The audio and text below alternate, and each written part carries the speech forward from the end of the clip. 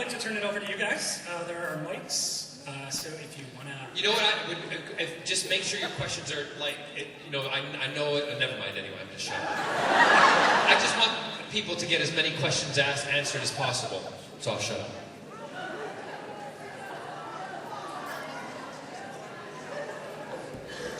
Go ahead, the lady who was up there first. Way in the back. Hi, John. Thanks for coming. I love your Captain America t-shirt. Thank you. You're welcome. Yeah. Scott, come here and show them yours. Quick. Quick. Sorry.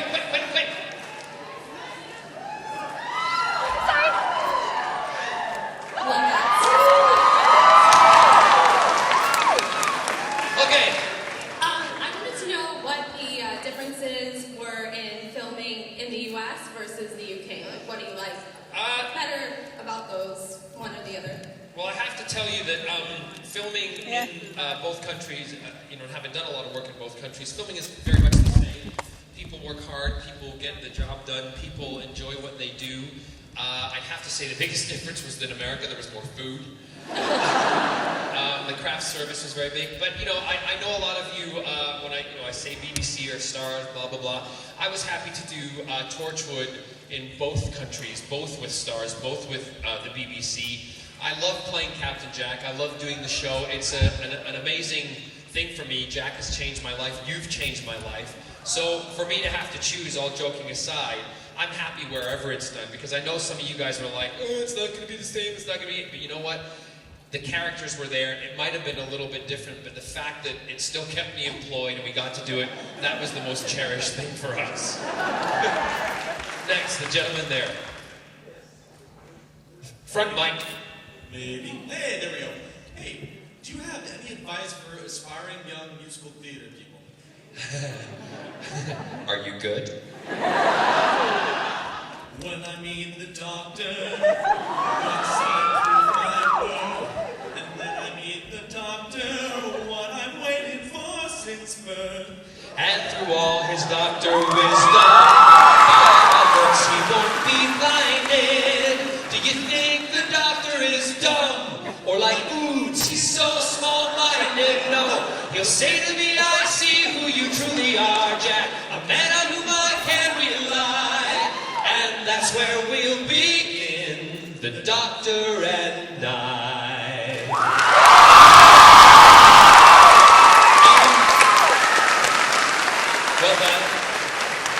Well done, but you're not Maria.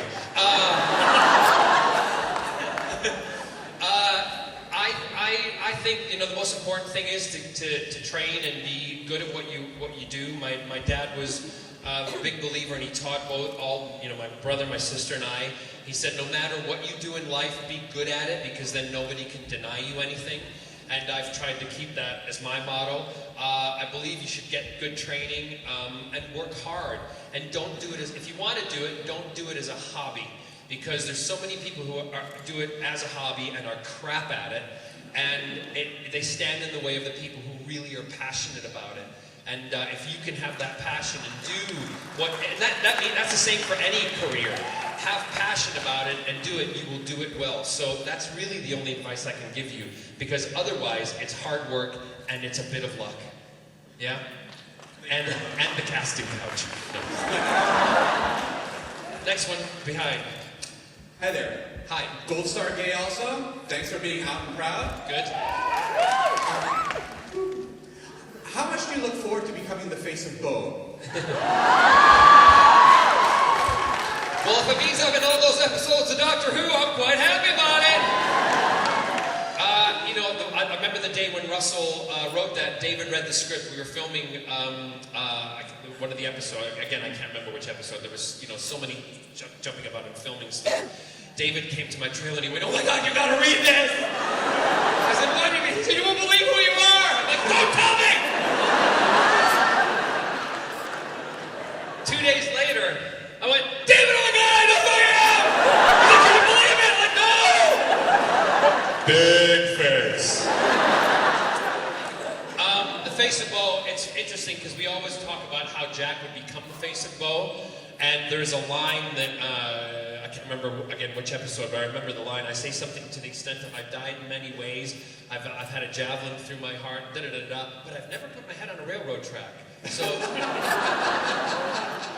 chop his head off. So it was something to that extent, and that was how we thought maybe he became the face of Bo, but we will probably never know. Thank you. No, but it's good you guys have imaginations. Write about it. Tell me. I don't care.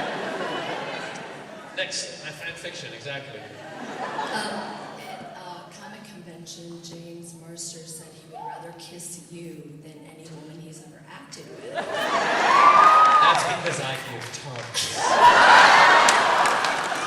And I was just wondering if the opinion was the same on your part.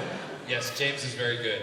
I do have to say that he was a bit nervous on the day that we did that sequence.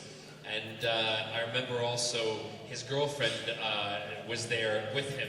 And when we were rehearsing, I just said, you know, I'm very comfortable with who I am and what I do. And kissing a man is the same as kissing a woman. I've kissed both, you know. And so I said to him, you know, if you got any issues or problems, tell me. I want to make you as comfortable as possible. And we came to it, you know, we did the first take and snogged, and we finished, and they went, cut, and I went, you okay? And he went, yeah, I'm fine. He walked over, and his girlfriend, he was like, hello.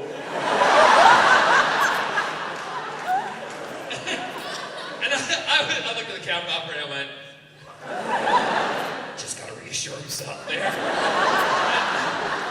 But I loved him for that, because then he would come back, and he's like, yeah, I'm fine now, I'm all right.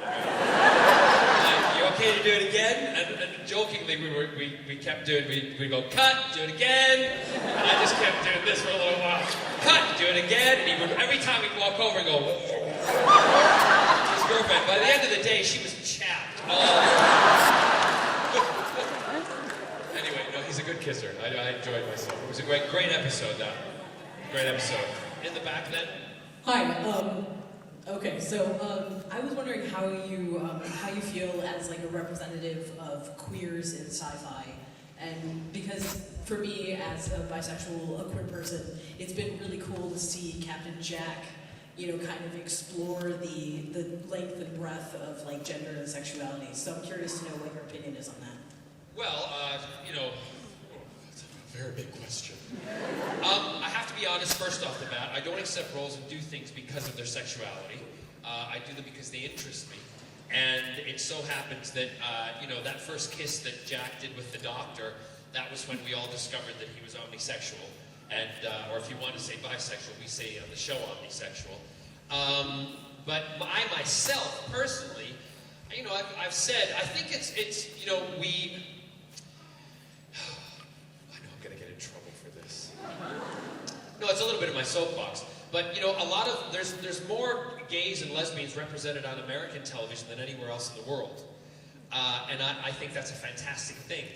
I just don't think that they're always represented in the right way. I think that there's a diversity amongst, as there are in the heterosexual community, there are in the gay, lesbian, bisexual, transgender community. Everybody is different. We've got butch, we've got macho, we've got, you know, effeminate, we've got, you name it, we've got it. But it always seems that they're portraying the effeminate. So I was quite proud to be an action hero. I was quite proud to be an action man, a hero to young men and women, and also gay and lesbian women who could actually look at myself and Scott. We are men. We just, you know, we just happen to like men. That's the way it is, right? Doesn't mean we don't like women, but also the fact that, you know, that I being that hero, and, you know, young people, if I had someone like Captain Jack when I was younger to look up to, I wouldn't have had to have hidden who I was for a long time, because I would have been proud to be who I was at the age of 8 and 9 when I knew that I was gay. So I'm exceptionally proud of it, and not every gay man or gay woman agrees with me on how I feel, but that's my opinion, and you asked for it, and I appreciate that you did ask, so there you go. In the front. Hello. Hi. Just hold on to it and pretend it's me. Now you're speechless. I've never been speechless. I'm resisting the urge to say listen over and over until you react. After watching Christopher in his time, do you have any ideas about how Jack in 11 might I don't know if they ever will. You've seen Christopher and his kind, haven't you? No, I haven't. Oh, No. But I Matt Smith likes touching boys and Christopher and his kind. does he? You need to watch it. Maybe I will now. There's a big gay reason to watch that. I don't know if Matt and Jack will be. It's up to Stephen Moffat. Sorry, so many names in my head. It's up to Stephen. It's up to if they do with the 50th anniversary.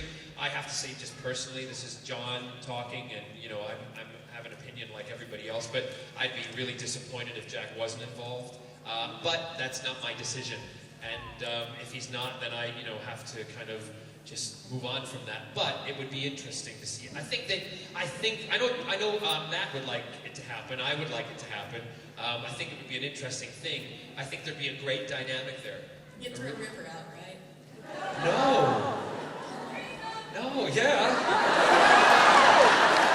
Jack's got to flirt with everybody. Thank you. You're welcome. In the back now. Hello, thank you for coming. My question is, what was your favorite superhero when you were a kid, and who is your favorite superhero now? Yeah, it has to be Captain America. I also like Superman. I like Iron Man. I remember when a friend of mine, when I grew up in Pressbury, just outside of Aurora, his name was Scott Von Hoff, and his brother Ross and Scott and I, we used to play in their basement with Superhero, the dolls, the Action figures. The action figures, yeah. Dolls. I somehow always slip a Barbie in there. She's gonna be the girlfriend! I ended up pressing the anyway. Barbie and Thor got along really well.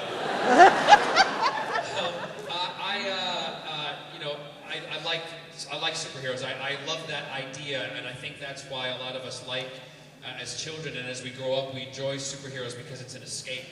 It's something that takes us to a reality in a world that actually is not real, but boy, is it a fun one. Boy, is it a great one, and it's a great fantasy world to be a part of. So, I could tell you the reasons why I like each one of them, but it would go on forever. But those are my favorites. And Scott and I have just been. Scott was never into superheroes in that way before he met me, but now he wears the shirts all the time. We've just been and bought a bunch. So I'm a geek like everybody else. Thank you.